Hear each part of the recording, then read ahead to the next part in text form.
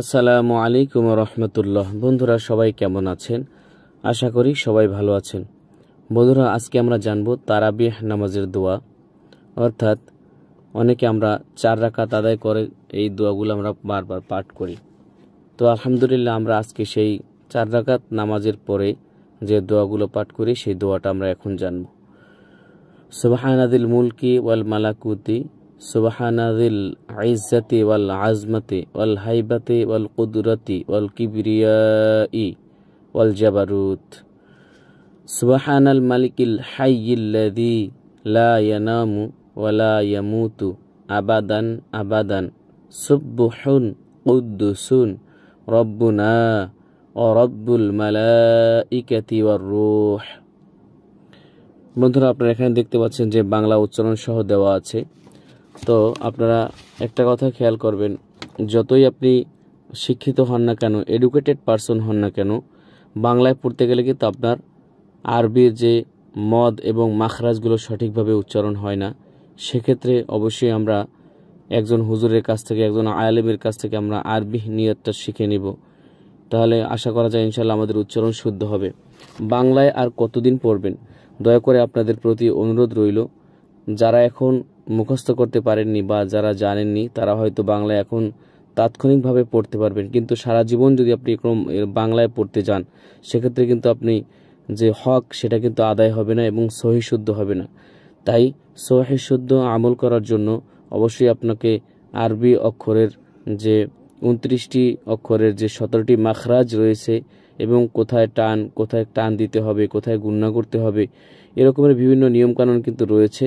অবশ্যই আপনি একজন আরবি ওস্তাদ ধরে তার কাছ থেকে এই যাবতীয় শিক্ষাগুলো শিখে নেবেন।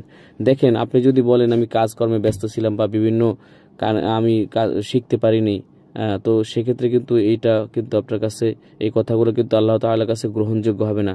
তাই হাতে ধরি পায়ে পড়ি, দয়া করে অবশ্যই আরবি হরফগুলোর উচ্চারণ এবং মদ মাখরাজ এবং কোরআন শরীফ পড়ার নিয়ম বা আরবি পড়ার যে নিয়মগুলো আছে সেগুলো দয়া করে অবশ্যই শিখে নেবেন। দেখেন, আপনি যদি কোনো ইমাম সাহেবের কাছ থেকে আপনি প্রতিদিন যে কোনো এক ওয়াক্ত নামাজের সময় যদি আপনি নামাজের পরে যদি তার কাছ থেকে আপনি শিখে নেন, সেক্ষেত্রে কিন্তু অবশ্যই তিনি শিখিয়ে দিবেন। কোনোদিনও ইমাম সাহেব বলবেন না যে আমি আপনাকে শিখাতে পারবো না। কিন্তু ইমাম সাহেব কিন্তু আপনার কাছে শিখাতে যাবে না, আপনাকে কিন্তু অবশ্যই ইমাম সাহেবের কাছে শিখতে হবে। তো বন্ধুরা অবশ্যই যে কথায় কেউ কষ্ট পেয়ে থাকেন মাফ করে দিবেন। অবশ্যই আপনাদের প্রতি অনুরোধ রাখছি যে দয়া করে আরবি উচ্চারণগুলো ভালোভাবে শিখে নিন। যদি আপনার উচ্চারণ সঠিক না হয়, আপনি সারা জীবনে আমল করলেও কিন্তু সেই আমল গ্রহণযোগ্য হবে না। যেমন বিশেষ করে নামাজের ক্ষেত্রে আমরা বলতে পারি যে নামাজে ভঙ্গের যে 19টি কারণ রয়েছে তার মধ্যে প্রথমটাই কিন্তু হলো নামাজে অশুদ্ধ পড়া। তো আমরা যদি দেখা যায় সারাদিন মাছ ধরলাম কিন্তু আমাদের যে পাত্রটা সেটা নিচ থেকে ফুটো, সেক্ষেত্রে সারাদিন আমরা মাছ ধরার পরে মাছ রাখলেও কিন্তু মাছ তলা থেকে পড়ে যাবে। ঠিক সেরকম আমরা মনে করতেছি আমরা 100 রাকাত নামাজ পড়েছি, অনেক সওয়াবের কাজ করেছি, কিন্তু দেখা যায় যে আমার তেলাওয়াত যথেষ্ট পরিমাণে শুদ্ধ না, আমার উচ্চারণে ভুল হয়ে যায়, কবিরা গুনাহ হয়ে যায় এবং আমার উচ্চারণের দ্বারা অর্থের বিকৃতি ঘটে যায়, যার কারণে আমার ইবাদত আল্লাহ তাআলার কাছে কবুল হয় না। তো বন্ধুদের প্রতি অবশ্যই অনুরোধ থাকবে, বারবার আমি বলতেছি যে আপনারা আরবি উচ্চারণগুলো, আরবি হরফের উচ্চারণগুলো এবং কোরআন সহি শুদ্ধ যেভাবে পড়তে হয়, সূরাগুলো যেভাবে সহি শুদ্ধ পড়তে হয়, সেই নিয়মটা অবশ্যই ইমাম সাহেবের কাছ থেকে বা একজন আরবি ওস্তাদ ধরে অবশ্যই আপনি শিখে নেবেন। আল্লাহ পাক রব্বুল আলামিন আমাদেরকে জেনে বুঝে আমল করার তৌফিক দান করুন। ওয়া আখিরু দাওয়ানা আনিল হামদুলিল্লাহি রাব্বিল আলামিন। আসসালামু আলাইকুম ওয়া রাহমাতুল্লাহি ওয়া বারাকাতুহু।